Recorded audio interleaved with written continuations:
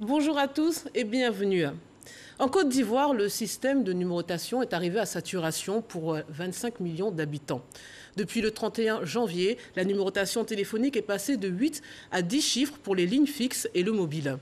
Une opération encadrée par l'Autorité de régulation des télécommunications de Côte d'Ivoire, la RTCI. C'est le sujet de ce numéro de Ça fait l'actualité.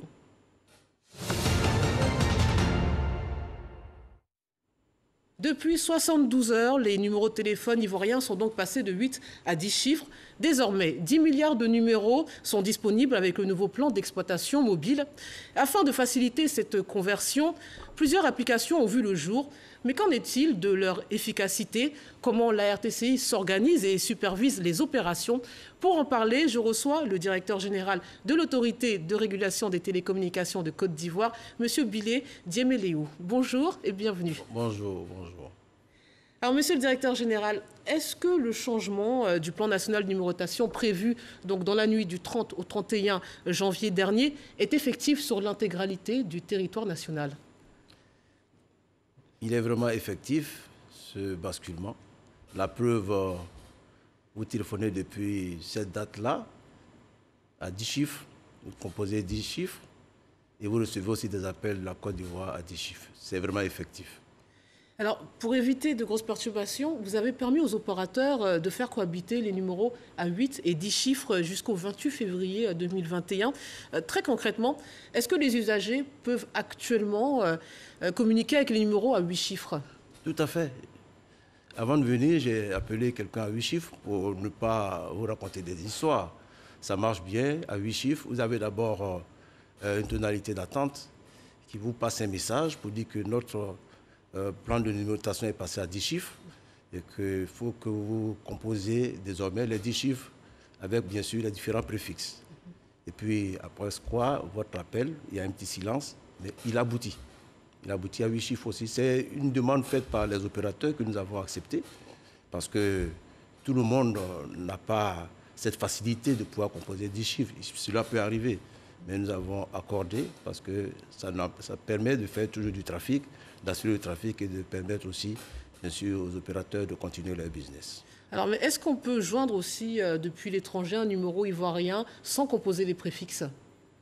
Attention, lorsque vous appelez de l'étranger, vous allez faire bien sûr le 00, les 225, vous allez faire le préfixe de notre pays qui est le 225.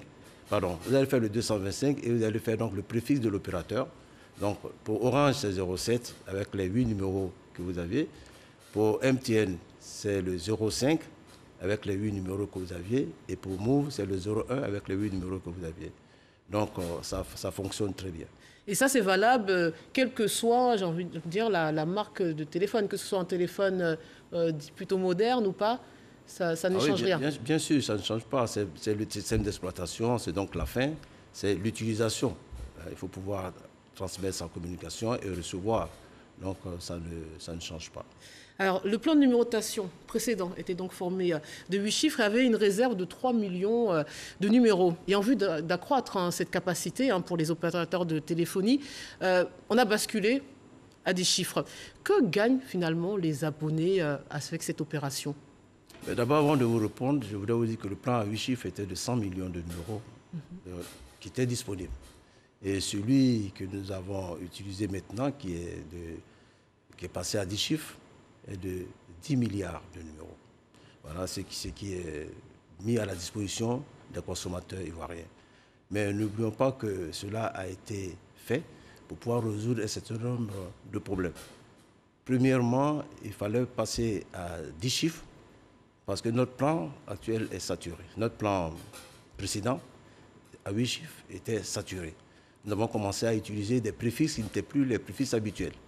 Donc, en passant à 10 chiffres, nous réglons les problèmes du futur parce que nous passons vers les objets connectés, donc l'Internet des objets, et puis la 5G demain. Il ne faut pas attendre d'être à la date de l'exploitation de la 5G pour commencer à habituer non seulement les consommateurs, et aussi à leur donner la capacité qu'il leur faut.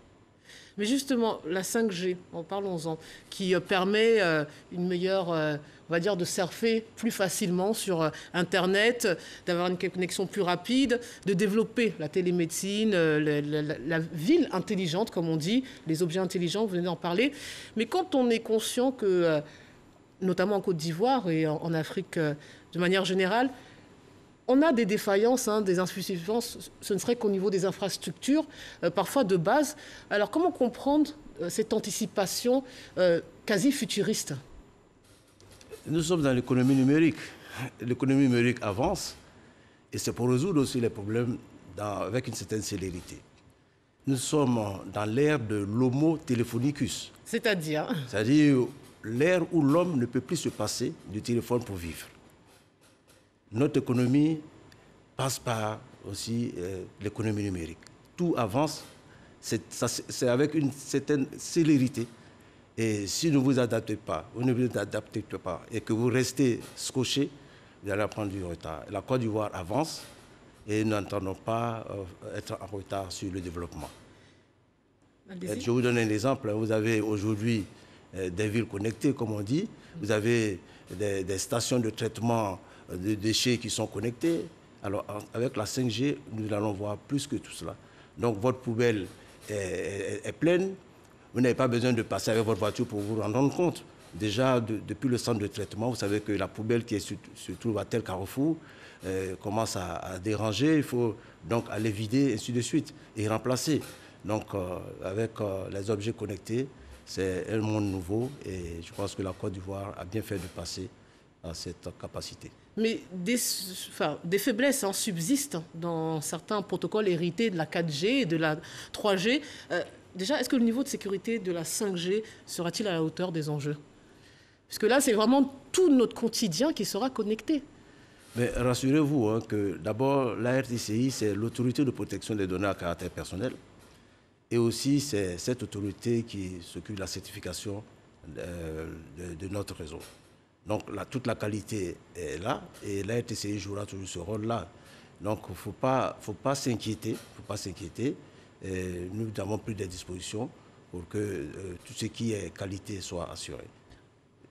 Par contre, je voudrais vous dire que la qualité de service en tant que telle, la qualité de service du réseau, a été aussi prise en compte dans le basculement.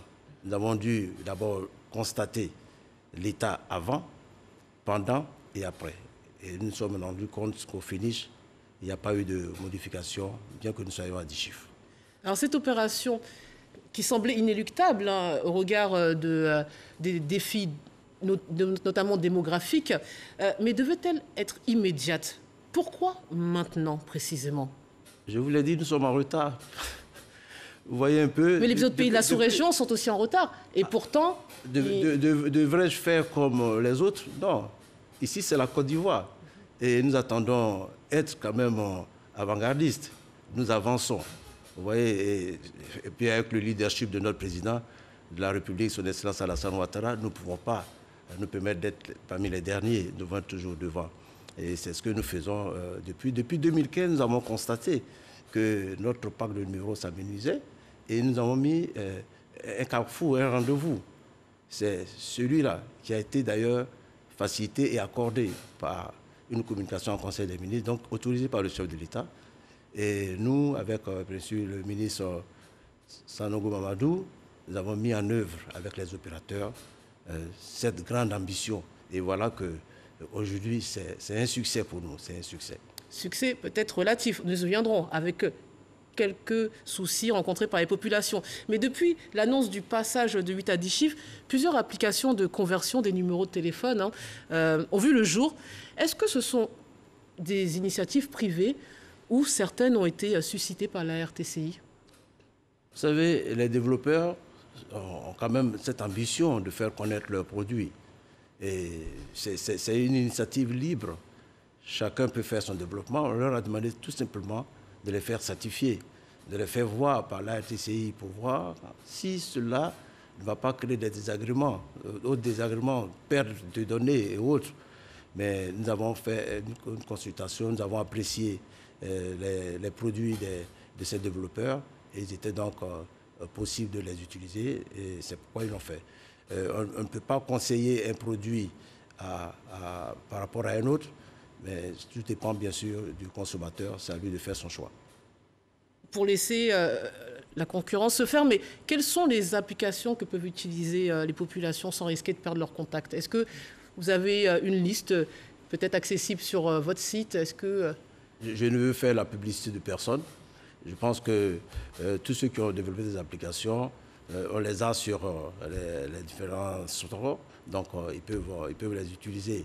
Nous avons reçu 7 qui se sont présentés avec leurs applications et nous les avons validées. Que vous avez validé. Et s'il y a un souci... Valider, c'est d'abord voir s'il ne va pas utiliser les données pour faire autre chose. Voilà. On va en parler, mais s'il y a un souci justement, est-ce qu'il y a une possibilité de faire des réclamations auprès de votre institution? Oui, chez nous, vous pouvez signaler votre difficulté, mais d'abord, vous êtes des clients des opérateurs. La RTCI est un coordonnateur, la RTCI c'est l'autorité de protection, c'est l'autorité de régulation, donc l'arbitre parfait qui essaie de mettre de l'ordre dans cet écosystème. Mais vous pouvez toujours signaler d'abord aussi chez votre opérateur. L'opérateur, c'est lui qui détient votre numéro. Nous lui avons donné des numéros et il met à votre disposition. Donc vous avez un contrat avec lui et la RTCI est là pour vous dire attention, si vous avez une difficulté, venez aussi nous voir pour qu'on demande à l'opérateur de toujours vous aider. En tout cas, ils sont assistés. J'ai fait des visites chez certains opérateurs. Les consommateurs sont vraiment assistés pour que ce passage soit bien compris. Alors, votre institution a elle-même proposé une application, la PNN ARTCI, qui a visiblement occasionné beaucoup de désagréments à certains utilisateurs, notamment la perte du répertoire, hein, c'est-à-dire la liste des contacts. L'application de la RTCI est-elle fiable? L'application est fiable. L'application est fiable. Vous savez, je peux dire de façon basique, il y a 2 systèmes de smartphones. Il y a 2 types de smartphones. Vous avez des smartphones qui fonctionnent avec un système d'exploitation qu'on appelle iOS. Et puis, il y en a qui sont sur Android. Android, c'est ceux qui ont Samsung, Huawei et autres. Alors, il s'avère qu'avec iOS, avec les Apple, vous n'avez aucun problème. Il n'y a pas un client de Apple qui s'est plaint. Voilà. Par contre, avec Android, il y a eu des versions sur des versions selon le type de poste que vous avez. Vous voyez un peu, si on veut veiller sur tout ça, on pourrait ne pas arriver. Donc, on leur a dit, vous n'avez perdu aucun contact. Vous n'avez pas perdu de contact, réellement. Parce qu'on retrouve les contacts, bien sûr, en allant dans votre corbeille ou alors dans vos contacts Gmail. Parce que Android, c'est Gmail. Donc, il faut aller dans sa boîte mail pour récupérer la liste des contacts téléphoniques, hein, pas la liste des contacts bien sûr, parce que lorsque mail, hein. Vous êtes avec Android, vous êtes dans un système d'exploitation où Gmail intervient. Donc, il conserve, chaque fois que vous entrez vos numéros, sans vous rendre compte, il les conserve pour vous. Donc, vous ne les perdez pas, vous les restaurez. Et on a fait des restaurations et depuis qu'on a fait le communiqué, les consommateurs qui se sont sentis en difficulté restaurent leur numéro. D'accord. Donc et que comptez-vous faire finalement pour pallier à ces dysfonctionnements? D'abord, on a demandé à tous les développeurs, parce que ce n'est pas que PNN qui a eu ces soucis-là aussi, hein. On a demandé à tous les développeurs de reprendre, donc d'upgrader, de mettre à niveau leur système, les applications. Et donc, par exemple, pour PNN, une version est en cours de finalisation pour que cette petite difficulté constatée puisse... donc, vous demandez aux utilisateurs qui n'ont pas réussi à donc faire basculer la liste de leurs contacts à 10 chiffres de réinstaller la nouvelle version de votre application pour espérer que cette fois-ci ça fonctionne? Il faut aller sur notre site. On ne peut pas expliquer tout ici sur ce plateau. Il faut aller sur notre site qui est pnn.artci.ci pour voir la procédure qu'on vous propose pour vous mettre à jour. Donc, s'il y a une autre difficulté, une application plus évoluée peut-être pourraient être mises à leur disposition pour qu'ils n'aient pas eux-mêmes à aller restaurer leur numéro. Alors vous disiez à juste titre que vous êtes l'organe de régularisation qui chapeaute un peu tout ça. Quand on a un souci avec les opérateurs, vous nous invitez à les solliciter, mais quand le problème vient de la RTCI, on voit qui? Il faut voir la RTCI. Mais quel problème peut venir de la RTCI? L'application. L'application est gratuite. Oui. Nous l'avons développée pour aider les consommateurs, juste pour les aider. D'aucuns diraient qu'on n'aurait même pas besoin de développer une application. Mais on l'a fait parce qu'un de nos piliers, un des piliers de la régulation, c'est prendre en compte la dimension des consommateurs.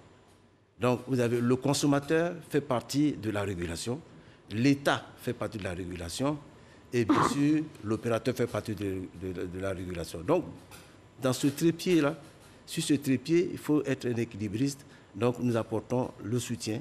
Et on a dit, au lieu d'aller payer des applications, parce qu'il y en a qui demandaient les téléchargements qui n'étaient pas gratuits, nous avons dit, on développe une application qu'on met gratuitement à la disposition du consommateur. Et nous l'avons fait.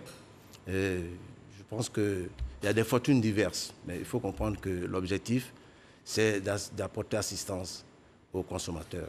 Alors, dans le monde numérique, les citoyens sont donc de plus en plus sensibles au respect de leur vie privée, mais leur crainte majeure demeure la surveillance accrue que permettent finalement toutes ces nouvelles technologies. Parlez-nous des garanties contre ces pratiques. Quelles sont les garanties pour les Ivoiriens? D'abord, la régulation est faite par la RTCI. La RTCI est l'autorité de protection des données à caractère personnel. La RTCI est l'autorité de protection, de certification des données, certification des transactions électroniques.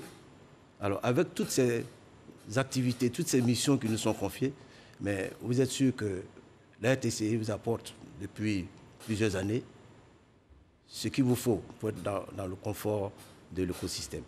Donc, nous apportons beaucoup, et c'est pourquoi, d'ailleurs, le chef de l'État a choisi la RTCI pour être aussi l'autorité de protection, pour être l'autorité de certification et pour être aussi le régulateur de la Poste et régulateur aussi, bien sûr, des télécoms. On va dire un mot sur la Poste, mais juste avant, cette opération très technique a dû engager des coûts.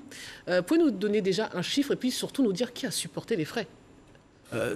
Nous sommes tous dans un écosystème et nous étions dans une démarche pour aboutir. Les opérateurs ont supporté leurs coûts parce qu'ils ont mis à niveau, bien sûr, leur chaîne, donc leur plateforme. Ils ont fait de la communication. La RTCI aussi a fait de la communication. La preuve, je suis sur votre plateau.